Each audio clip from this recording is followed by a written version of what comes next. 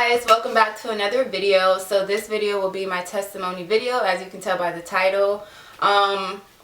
First off, I might be smiling a lot because I'm actually kind of nervous and kind of excited, so I'm gonna be smiling a lot probably for no reason, but that's just how I express myself. But so where do I start? I grew up in church for basically my entire life. My mom, when she started going to church like more regularly and started to take her relationship with God when she was pregnant with me. So I was basically in the church since I was in the womb. And I went to private school. My church had a school, so I went to a Christian private school from the age of like 4 years old to 11.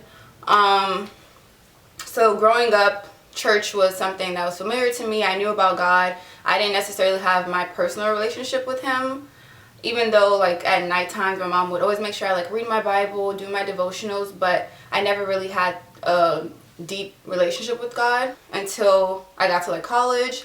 But I guess like little obviously backstory, because this is my testimony. So this is like okay. So basically at the age of 8, I was molested, abused by a family member, and at the time I didn't really know it was wrong, but I knew it wasn't right because like I trusted that family member, so I just thought it was just something maybe, you know, family members did. I didn't know any better. I was 8 years old. So I basically ignored that or suppressed it. Well, shortly after that happened, I immediately went through a phase of like wanting guys' attention. Like I remember in 3rd grade at the same age, I got like my first like boyfriend, and like I was just like, it was just like an ongoing cycle. And I remember in elementary school, I think it was around the same age or maybe like a couple years after, I remember I used to just write like in this little journal that I had that I just like hated myself and I felt so insecure and all those different type of stuff and just really like downing myself. And I remember trying to commit suicide at elementary school. Like that's just crazy in itself. But something, obviously I know it's God now, was just telling me to stop. So I just stopped. Fast forward into like middle school age, I ended up going to like a regular school, and I got really like addicted to like porn from like a young age, maybe like even late elementary into middle school. And I was even for a split moment confused about my sexuality because I just wasn't sure like how everything was. I wasn't sure like, okay, a guy, a girl, like I don't know what I like, but like I never really went into like the girl phase fully. It was just like a thought, I guess, in my head. But yeah, I was basically addicted to porn for probably a few years until maybe like I want to say the beginning of high school, and then I just stopped. I don't know why, I just stopped. But at the age of 14, I did get baptized at my church, and as soon as like maybe the night after I got baptized, like there was just a rush of memories that I just came to me, and I remembered everything that happened when I was 8. And I just like cried. I remember just like crying, and I was just so angry. Like I was like, okay, God, like you're supposed to be God. I hear about you. You do all these things. You're supposed to be protector, provider, but like where were you for me? So like throughout the entire high school, like I only read my Bible really if I needed something, or I was like, oh my God, like I need you to help me with this guy or this homework, and basically like using God as a genie. But yeah, so in 9th grade, I started to cut myself, and I started to just get really depressed and very suicidal, but never to the point where I took the action to commit suicide again. It was just a very like mental fog for me throughout the entire high school. And yeah, I just continued to fall into lust and doing things with boyfriends at the time that I knew wasn't right, but I didn't value myself. I didn't feel worthy of anything, so I just did what I guess people would say normal teenagers did, but it shouldn't be a normal thing. God created your body, it's your temple, so you should honor that. So at the time I didn't honor that because I didn't know what that even meant. I guess I saw it as like if the first person who I trusted that was a male besides like my father didn't value my body, so it's like, why should I even value my body? God wasn't there for me. Like, he left me hanging. I'm all alone. Nobody cares about me. So it was just like thoughts like that over and over and over in my mind until really last year is where those thoughts started to be breaking down by God. Thank him so much. Graduated high school in 2015, and then I went to college, and I'm still in college now. But I went to college, and I remember my first 2 years of college, I used to go to parties like every weekend. Like, when I went, like, I hated it. Like, something in me was just like, you do not belong here. But I didn't know where I belonged, so like I would just go because I wanted to fit in. I wanted to just be like, oh, I'm out, like I'm living my best life, so like let me go to the parties. And I would literally just like stand in the corner. So at the same time, it's just like I didn't even feel like I fit in, but I never wanted to be alone in my own body because I just didn't like myself and I just didn't want to feel my emotions. So like I would do anything to like run from them. And towards the last year of that second year of college, I started to be like, okay, like I need to get my relationship with God together. Like I missed, thank God for my, living in a Christian household with my parents.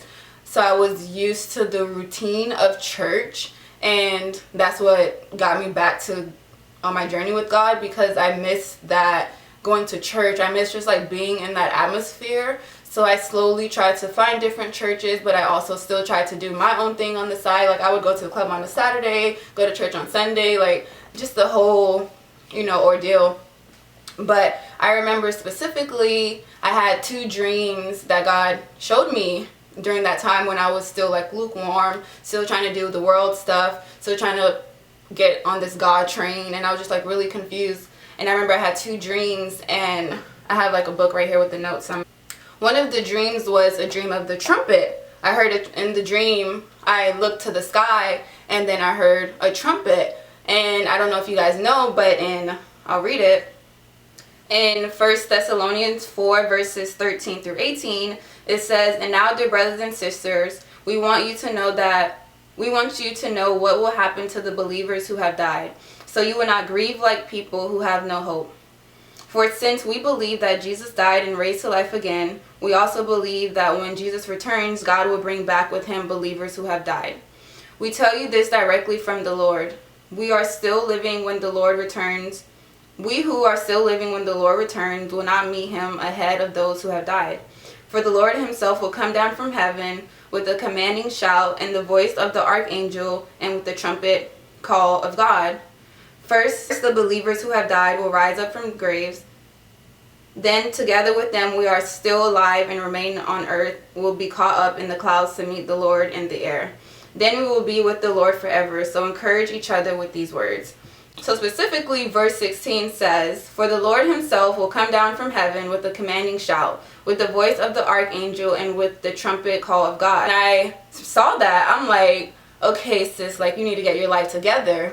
However, sometimes I'm not as quick to act when it comes to, I guess, surrender, because that means releasing control as well. And that's something, I've lived my life basically in my own ways, so I had the control in my head. So when I heard that, when I had that dream, it was just like, okay, like I know I need to get it together, but it was still hard because I didn't want to let go of everything that was like comfortable to me. So I remember maybe like a couple months passed and I had another dream. And this dream, this is when I was still, I think I was like heavily into lust at the time in college, my second year of college. And I was just like really, really confused about just life in general. I could literally feel like the fight between the world and God. Like I was just like pulling between both back and forth. And like I just really wanted to choose God, but I didn't know how, and I wasn't sure if I was ready to. And the dream was about, I was on this like in this area, and then I went on this like little boat on a lake, and then as with a group of people, I don't remember who the people were, and then as the boat was going off, the lake turned into fire. And if you don't know, that's also in the Bible, which is in Revelations 21 verses 6 through 8. "And he also said, 'It is finished. I am the Alpha and the Omega, the beginning and the end. To all who are thirsty, I will give freely from the springs of the water of life. All who are victorious will inherit all these blessings, and I will be their God, and they will be my children. But cowards, unbelievers, the corrupt, murderers, the immoral, those who practice witchcraft, idol worshippers, and all liars, their fate is in the fiery lake of burning sulfur. This is the second death. So, clearly, God was telling me, okay, you don't know where you fit in. Let me show you where you're going to fit in if you basically don't take the path that I have for you, because I was basically following the path the devil had for me. The way some of my family members lived their life, that's the path I was leading into, but God had a better path for me. Thank him. But I just love God so much, because like the fact that I feel like at that moment I started to realize that God actually cared a little bit about me, because the fact that I was so far from him because of my own choice, and he still decided to show me those dreams to let me know, like, hey, like, get it together, like, come follow me, you know? So I feel like that was like one of the turning points for me. And that's when I started to really, like, in my private time, like, read my Bible intentionally and pray more and just ask God for, like, help. Because, like, I didn't do that before. I thought, you know, like, I can help myself. Like, I was there for myself this entire time. So, like, God, I don't need you. But after these dreams, it was like, okay, like, God, like, I need you. And not just for play, but for real. So, yeah. And then a year ago passed. I attend UCF now. And I joined, like, a Christian club. And I slowly got more involved in that.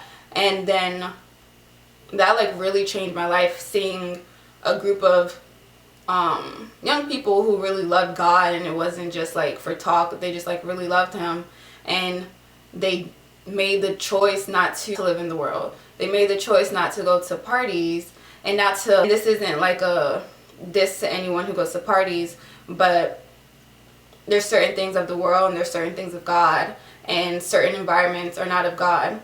And having that community where they didn't want to be in those environments that weren't of God, or was really like inspiring to me, and that's what I cling to, like, for dear life. And I remember praying for just friends and praying for God to make me more vulnerable, so because I knew, like, the only way I can actually, you know, get into a deeper relationship with these people is if I was vulnerable. It wasn't just going to come to me. So fast forward, last year is when I told my family about what happened to me, and, you know, God was really there with me. I remember last year in the summer, I had a dream that I told my parents, and God was basically telling me, like, it's time. Because I don't know if I mentioned, but, like, what happened to me, when I remembered what happened to me at 8 years old, I was like, I'm never telling anyone, I'm never telling my family, like, I'm taking this with me to the grave. But thank God he had other plans, right? But when I had that dream, I wasn't, like, completely compelled to tell. And then one of my friends who was in the Christian club at the time, she went through a similar situation, and she shared that, and that was very, like, kind of turning me to, like, tell, but not 100%. And then I went to this retreat last year, September, with my Christian club, and at that retreat, like, he was talking about forgiveness. And when I tell you, like, I never, at the time, that was the first time I feel like I've ever really experienced God. Like, the heaviness that I felt on my chest, like, I couldn't breathe. Like, God was just like, it is time. And I could not breathe. Like, I was crying, like, ugly cry. Like, it was crazy. And after that encounter, I'm like, okay, like, God, I'm telling, like, I don't know what's going to happen. I don't know how everyone's going to react, but I just have to trust you. And I remember having my friend, who I call my sister, and I remember she was just praying for me the week up to me, like, telling my parents first. And I was just so scared, because me taking it to the grave would just be what the devil wants, because I would be living in darkness forever. But God wanted more for me. He wanted me to come to the light. And I knew that, and I felt that, but it was just a very scary experience for me. As you can imagine, to just, like, you know, tell, like, hey, this happened to me when I was younger, and all these different thoughts were running through my mind. But long and behold, I told, certain people didn't take it well. Thank the Lord, my parents did, and I just love them, and I just like I'm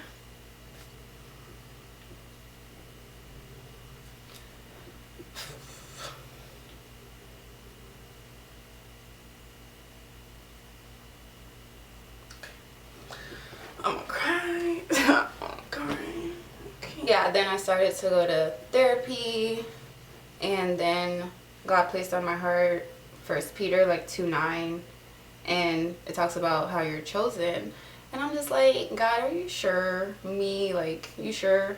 But yeah, it's a verse that I like still stand by till this day, and like through that verse, I was able to make a blog and to share my journey of faith and different other stuff that God led me to share.